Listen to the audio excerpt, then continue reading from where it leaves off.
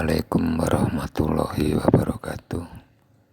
Saudara mahasiswa peserta mata kuliah pengantar ilmu pertanian, marilah kita dalam kuliah daring yang kedua ini mempelajari tentang lingkungan dan sumber daya alam.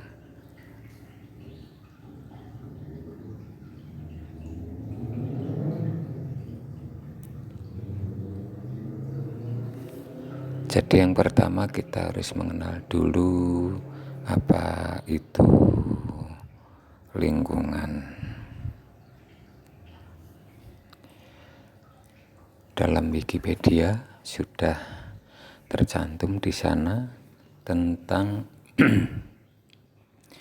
definisi lingkungan. Jadi di sini didefinisikan bahwa lingkungan itu dengan kalimat yang panjang, tetapi kalau disederhanakan, lingkungan adalah segala sesuatu yang berada di luar subjek. Pengertian subjek ini bisa manusia, bisa juga sebagai tanaman. Ya. Jadi kalau di luar manusia, misalnya kita, maka yang dimaksud dengan lingkungan adalah apapun yang berada di luar badan kita. Nah, apapun yang berada di luar badan kita itu kalau dikelompokkan bisa dia itu yang bersifat abiotik. Abiotik itu A tidak, bio itu hidup, berarti abiotik itu maksudnya benda-benda yang mati, ya. Atau semuanya yang bersifat biotik. Bio itu hidup, artinya adalah lingkungan kita yang bersifat hidup. Jadi kalau disederhanakan itu tadi ya, lingkungan itu apa saja yang di luar subjek, baik yang hidup maupun yang mati. Nah, yang mati itu bisa ini, tanah, air, energi, mineral, ya. Sedangkan yang hidup itu bisa berupa flora dan fauna. Fauna itu tumbuhan ataupun flora itu hewan. Ya, jadi itu sederhananya definisi dari kata lingkungan yang di dalam Wikipedia ditulis secara panjang lebar seperti ini. Selanjutnya, untuk di Indonesia, konsep lingkungan itu sudah dijelaskan secara detail di dalam Undang-Undang ini nomor 23 tahun 1997 tentang pengelolaan lingkungan hidup, ya. Jadi kita tidak membahas tentang itu lebih detail. Kita membahas tentang ada lagi ya, ini Undang-Undang nomor 23 tahun 2007 itu tentang pengertian lingkungan hidup secara lebih mendalam. Di sini lingkungan hidup dipandang sebagai kesatuan ruang dengan semua benda atau hal apa saja yang berada di situ.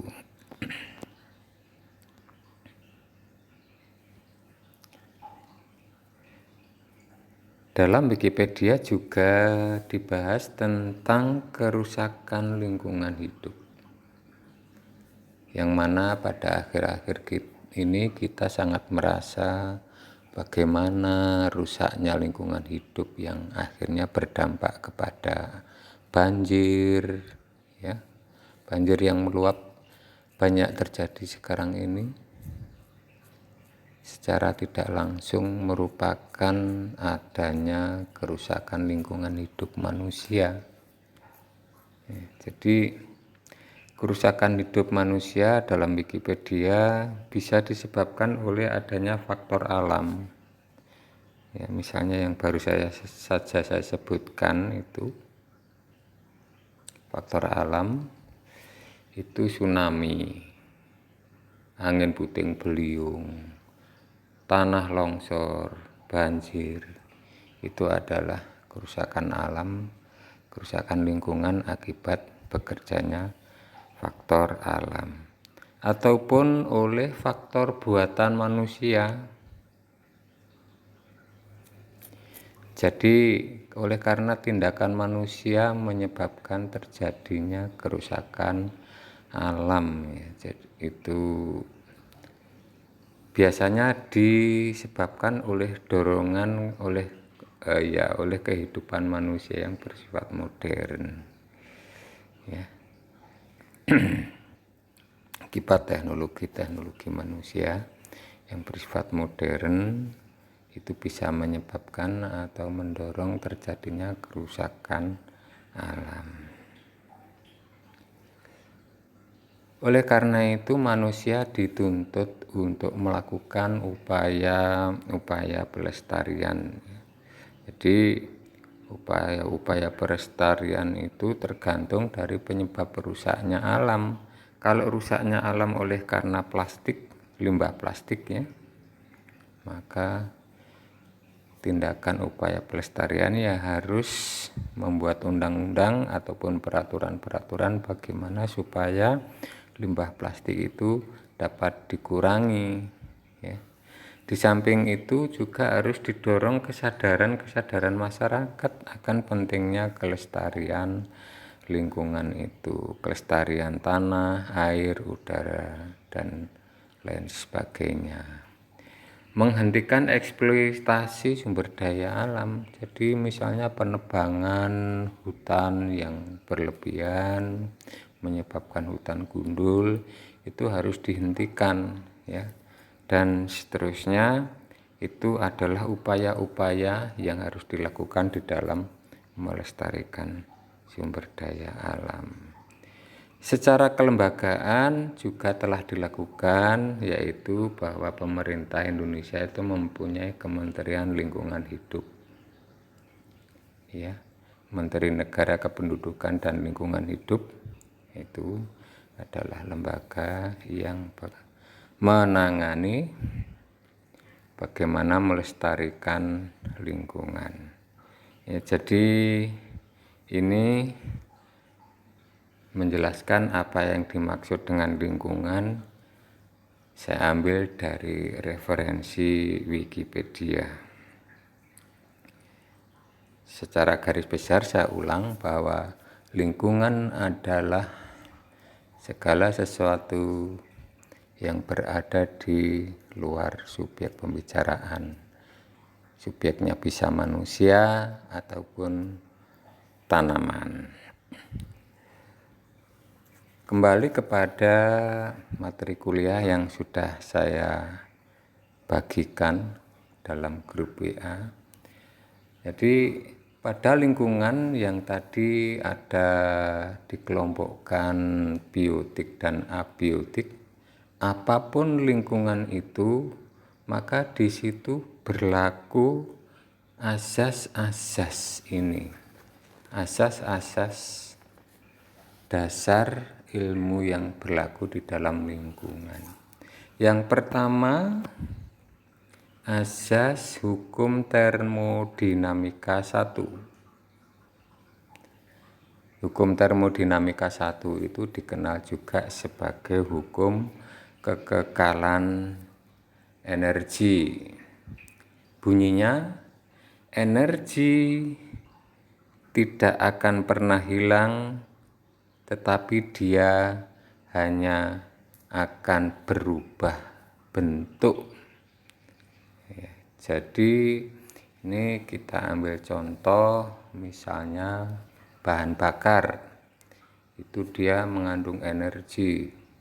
Energi bahan bakar bensin misalnya bisa dia diubah bentuknya menjadi energi panas yang dibakar di dalam mesin, yang mana energi panas ini bisa diubah untuk menggerakkan roda mobil ataupun motor sehingga kita bisa menggunakannya sebagai bahan bakar. Ya, jadi intinya energi itu tidak pernah hilang, tetapi dia hanya berubah bentuk. Ini prinsip dalam hukum termodinamika 1. Ya. Nah, perlu dicatat bahwa dalam siklus energi yang tadi saya katakan, sistem kehidupan dapat dianggap sebagai pengubah energi. Jadi bukan hanya mesin motor itu yang mengubah energi, tetapi kehidupan kita itu juga kehidupan kita, termasuk kehidupan tanaman yang mana kita akan belajar ilmu pertanian itu adalah bisa dianggap sebagai pengubah energi. Jadi tanaman, manusia itu bisa dianggap sebagai mesin tanda kutip. Jadi itu hukum termodinamika 1 yang berlaku di dalam lingkungan. Ada lagi hukum termodinamika 2 yang bunyinya proses pengubahan energi, ini salah ketik ya, harusnya energi tidaklah cermat. Maksudnya tidak cermat ini itu tidak bisa 100%. Ya, tidak bisa 100%. Apa itu? Dalam setiap perubahan energi tidak pernah efisiensinya itu 100% ini. Selalu ada yang lepas. Selalu terjadi pemborosan istilahnya. Di sini ditulis dengan istilah selalu ada yang lepas. Untuk menghidupi satu ekor karnivora ini pemakan daging. Dalam siklus makanan itu energi yang diperlukan sangat besar jika dihitung dari piramida penduduk. Ya. Kita lihat dulu ini link, ini ada link ya. Nah, ada gambar bahwa kalau energi ini tidak cermat, gambar ini memperjelas bagaimana aliran energi itu tidak cermat ya. Untuk membaca siklus ini kita memulainya dari matahari. Model sederhana dari perpindahan energi mineral dalam ekosistem. Jadi matahari ini adalah sumber energi bagi proses-proses yang berada di bumi. Nah, di dalam pelajaran pertanian, energi matahari ini yang dapat menerima adalah tumbuh-tumbuhan. Tumbuh-tumbuhan berklorofil. Klorofil itu jad hijau daun. Disebutnya hijau daun, makanya tumbuhan itu warna daunnya hijau. Jadi sinar matahari diterima oleh zat hijau daun tumbuhan melalui proses yang disebut fotosintesis ya. Nah, dalam rantai makanan berikutnya tumbuhan ini dimakan oleh herbivora. Herbivora itu adalah pemakan tumbuhan ya. Jadi dimakan herbivora dan seterusnya herbivora dimakan oleh karnivora kecil. Karnivora adalah pemakan daging ya. Jadi karnivora yang tingkat kecil artinya hewan-hewan pemakan daging yang ukurannya masih kecil dan seterusnya sampai ke karnivora besar. Misalnya karnivora besar itu ya singa. Kalau karnivora kecil ya apa ya contohnya? Raja Wali dan seterusnya. Kalau contoh dari herbivora ya misalnya kelinci, rusa. Ini adalah kelompok-kelompok hewan yang memakan tumbuhan. Itu rantai makanan. Nah, dari setiap proses ini ya, dari produsen, dari tanaman dimakan oleh konsumen satu, kemudian dimakan oleh karnivora kecil dan karnivora besar, selalu terjadi kebocoran. Ini adalah letak bocor. Artinya energi yang diterima oleh tanaman dari matahari ini kemudian dipindah ke karnivora 1,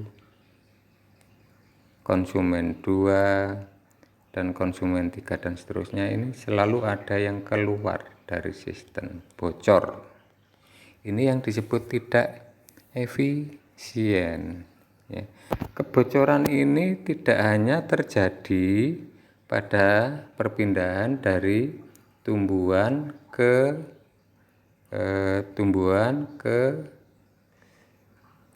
konsumen yang tingkat tinggi ya, tetapi juga terjadi setelah makhluk hidup ini mati. Makhluk hidup mati itu menjadi sampah. Ini istilahnya sampah organik. Sampah organik ini terdiri dari tumbuhan dan hewan yang mati. Saya perbesar dulu ya. Nah, ini sampah organik ini terdiri dari tumbuhan dan hewan yang mati. Kita kan tahu bahwa apapun yang hidup yang tadi disebut biotik itu akan mati. Manakala mereka mati itu disebutnya sebagai sampah organik. Nah, sampah ini juga harus bersiklus. Dia akan dibusukkan oleh pembusuk. Siapa itu? Mikrobakteri, disingkatnya mikroba. Jadi bakteri yang kecil. Nah, menjadi apa? Menjadi tanah, menjadi humus. Jadi kalau di sini masih kelihatan bangkainya, masih kelihatan bekas tumbuhan atau hewan, istilahnya bangkai begitu. Setelah dibusukkan, proses pembusukan oleh mikroba, wujud bangkainya hilang tetapi berubah menjadi tanah ataupun humus di sini. Ya. Nah, humus ini berlanjut prosesnya melalui proses yang disebut mineralisasi. Proses menjadikan mineral. Nah, mineral-mineral inilah yang kemudian bisa diserap oleh tanaman, berupa unsur-unsur hara. Jadi oleh karenanya ada tanah yang jika mineralnya sedikit itu tanah tersebut tidak subur, perlu ditambahkan pupuk. Nah, jadi mengapa pupuk perlu ditambahkan? Itu guna untuk menambah proses baiknya pertumbuhan produsen atau tumbuhan di sini. Jadi intinya bahwa ketidakefisienan konversi energi itu terjadi ya di sini juga ya di sini. Jadi ketika tanaman hidup itu juga terjadi ketidakefisienan Juga ketika tanaman mati juga terjadi ketidakefisienan. Ya, jadi itulah mengapa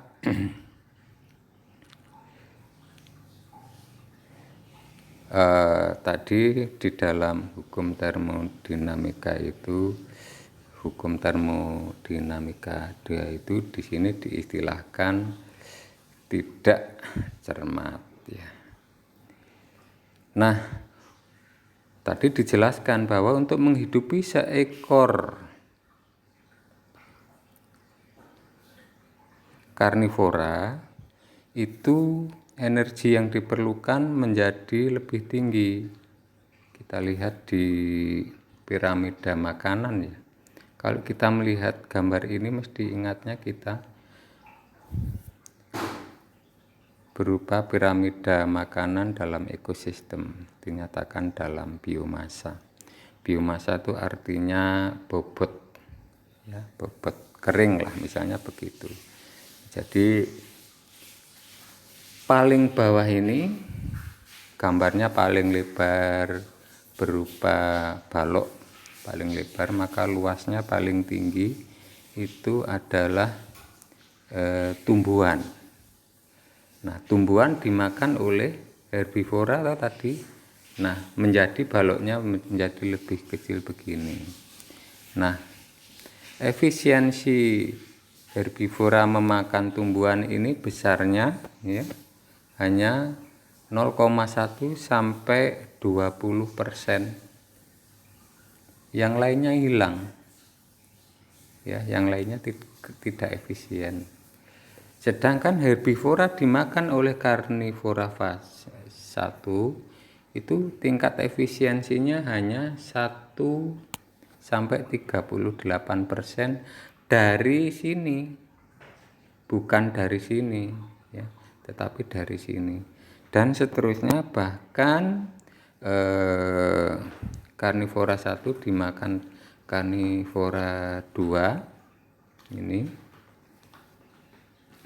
efisiensinya 10% dari sini, bukan dari sini ataupun dari sini.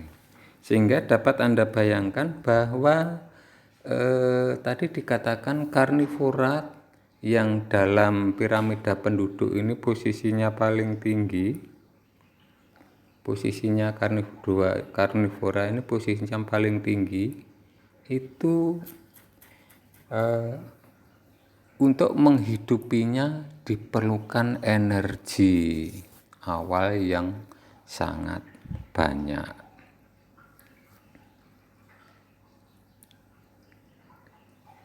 Ya, jadi ini yang dimaksud piramida makanan itu tidak efisien.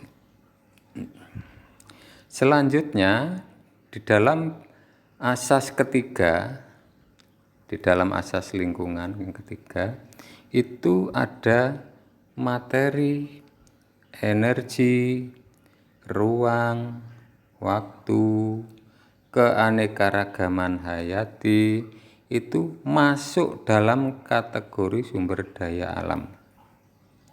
Ya, tadi kan definisinya sumber daya alam itu atau lingkungan itu kan segala yang berada di luar dari subjek. Nah, materi, energi, ruang, waktu, keanekaragaman hayati ini semula dulunya itu tidak dikategorikan sebagai sumber daya alam. Nah, dalam asas 3 mereka kemudian dikategorikan sebagai sumber daya alam. Mengapa? Misalnya ini materi, ya, materi.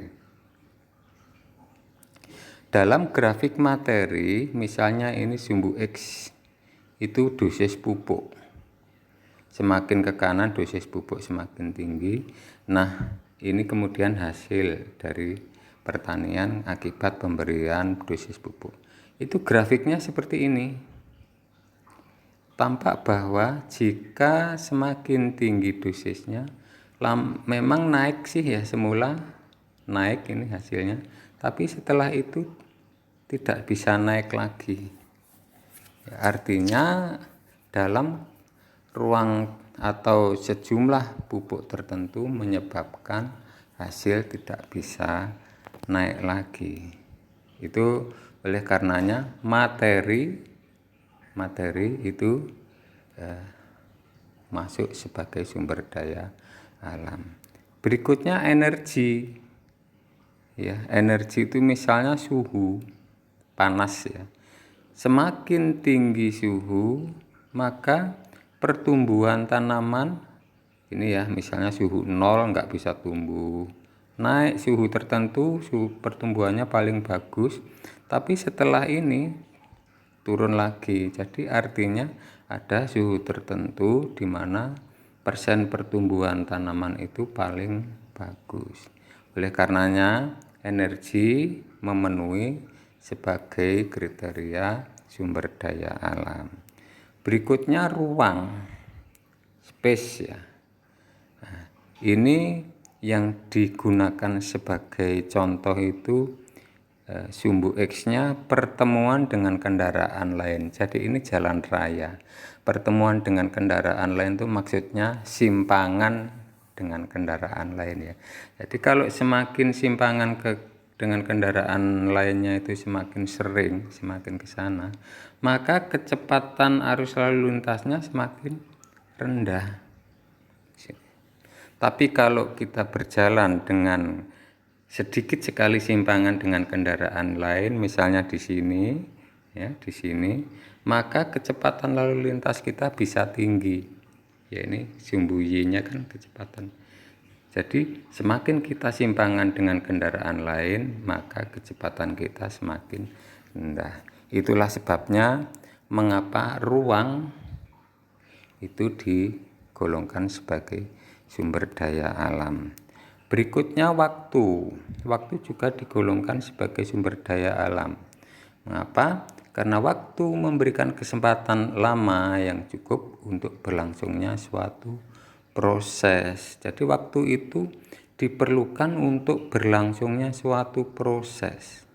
Bila cukup waktunya, maka prosesnya oke.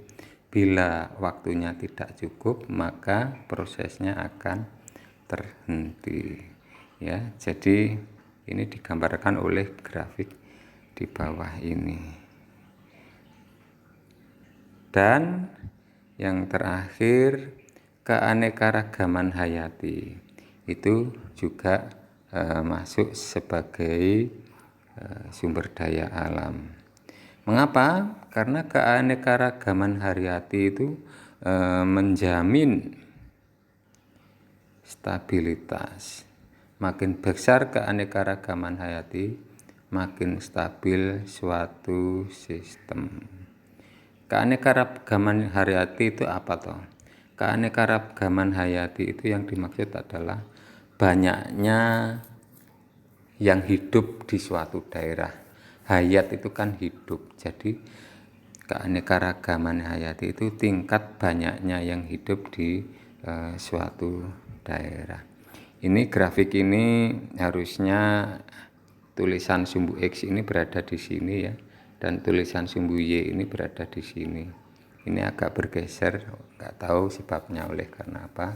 Tolong dipahami maksudnya begitu.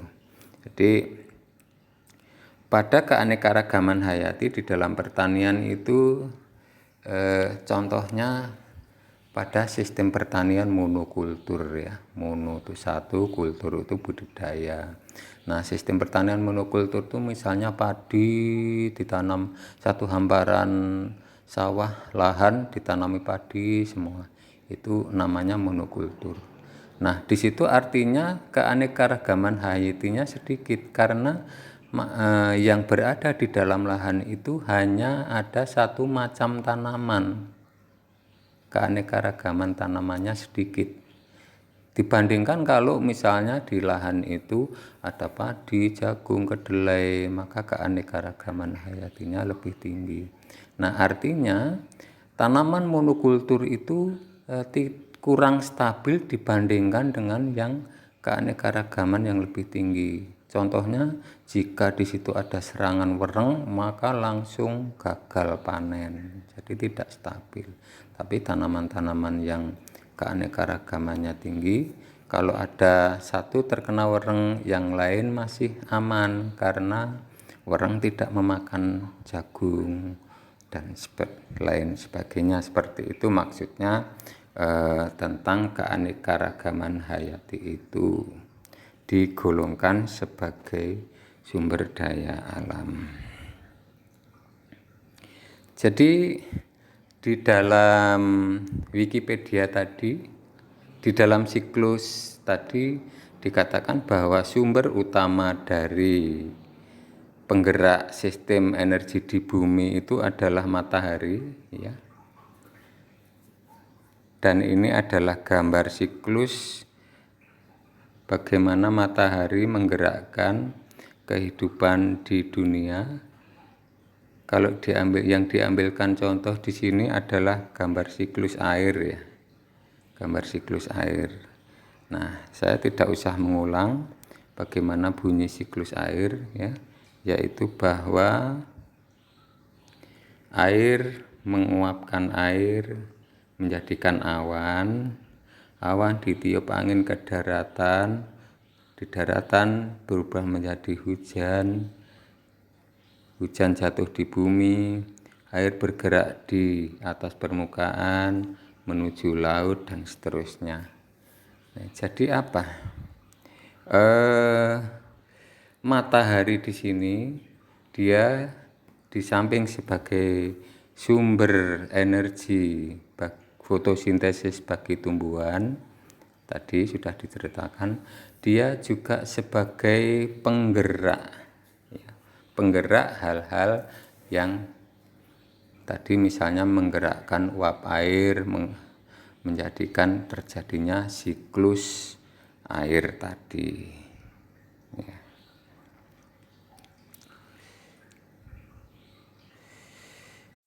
Saudara-saudara mahasiswa, kita sekarang beralih pembicaraan ke sumber daya alam, ya. Jadi seperti tadi secara tidak langsung kita sudah membahas apa itu sumber daya alam, yaitu segala sesuatu yang diperlukan yang sifatnya itu biotik maupun abiotik.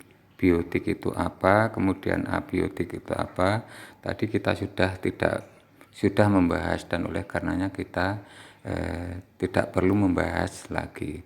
Dalam konsep sumber daya alam tadi sudah diceritakan bahwa tumbuhan ataupun hewan yang mati itu harus terdekomposisi, harus diuraikan, ya. Jadi oleh karenanya memang kalau kita memandang dari proses itu, siklus itu, maka yang namanya sampah itu memang harus ada, ya. Sampah harus ada karena sampah memang suatu tahapan di mana kehidupan itu harus didaur ulang, ya. Jadi kita tidak bisa menghindari adanya sampah, hanya saja kita jangan sampai terjadi penumpukan sampah. Jadi sampah harus segera terdekomposisi, ya. Maka jika terjadi penimbunan sesuatu, misalnya sampah, itu yang disebut terjadinya suatu polusi. Bahan pencemarnya disebut polutan. Apa itu? Ya ini definisinya sudah ada. Yaitu jika konsentrasi sesuatunya itu jauh melebihi tingkat optimum, itu disebut polusi. Prosesnya disebut polusi. Ya, jadi melebihi sesuatu itu apa? Yaitu yang disebut melebihi yang disebut carrying capacity atau kapasitas lapang. Kita tidak usah membahas detail teori ini. Berikutnya adalah bahwa sekarang itu faktanya telah terjadi krisis sumber daya alam. Jadi sumber daya alam kita sekarang banyak mengalami krisis. Jadi ada hal krisis lain, krisis sumber daya alam, krisis kependudukan, krisis bidang teknologi pengetahuan, tuh ada banyak hal-hal yang lain. Tetapi kita hanya akan mempelajari yaitu krisis sumber daya alam. Krisis sumber daya alam itu ada di darat, misalnya tebang hutan, ada di laut, misalnya eutrofikasi, ada di udara, misalnya lapisan ozon yang bolong dan seterusnya. Ini adalah kejadian-kejadian krisis sumber daya alam. ada polusi itu ada di air, polusi karbon monoksida itu CO ya, CO. Kalau karbon dioksida itu CO2. Nah, karbon monoksida ini beracun yang sering terjadi manusia, orang meninggal di dalam mobil yang parkir tapi mesinnya dihidupkan. Nah, kabinnya bocor, maka karbon monoksida dari hasil pembakaran mesin yang tidak sempurna itu masuk ke dalam kabin, meracuni manusia. Secara tidak sadar dia mati pelan-pelan, tidak sadar dia teracun oleh karbon monoksida. Jadi itu. Kemudian ini hidrokarbon berklor ini DDT, ini sebenarnya dulu dipakai manusia untuk sebagai pestisida ya, untuk memberantas serangga, hama. Tapi DDT ini tidak terurai di alam sehingga selama kelamaan jumlah DDT yang ada di alam bertambah terus, akhirnya bersifat meracun. Yang lain lagi PCB, polychlorinated biphenyl. Ini adalah hal-hal yang tidak terurai di alam yang pada akhirnya menimbulkan keracunan. Jadi itu krisis lingkungan akibat perbuatan manusia. Nah, ditinjau dari perilaku manusia terhadap lingkungannya, maka ini ada istilah hubungan manusia dengan lingkungannya. Itu ada 3 kelompok, 1, 2, 3. Ya. Kelompok pertama itu manusia yang perusak. Jadi manusia yang merusak. Yang bagaimana itu? Itu jika kegiatan-kegiatannya itu didasarkan pada prinsip jangka pendek misalnya. Jadi hanya melihat keuntungan jangka pendek, yaitu hasil produknya sebanyak mungkin sehingga menimbulkan efek samping, tapi dia tidak memikirkan bagaimana besoknya untuk anak cucu kita. Itu adalah manusia perusak lingkungan. Nah, yang kedua adalah manusia yang sudah mulai sadar akan kekeliruannya, tetapi tingkah lakunya itu belum sepenuhnya.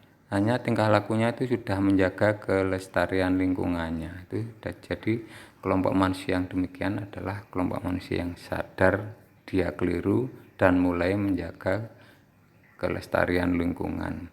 Kelompok yang ketiga yang bagus itu kelompok pengelola. Ini sudah meningkatkan kualitas lingkungan ya. Jadi tidak hanya menjaga kelestariannya, tetapi juga meningkatkan kualitas lingkungan di mana dia hidup. Saudara-saudara mahasiswa, itulah kuliah daring yang kedua. Semoga bermanfaat. Wassalamualaikum warahmatullahi wabarakatuh.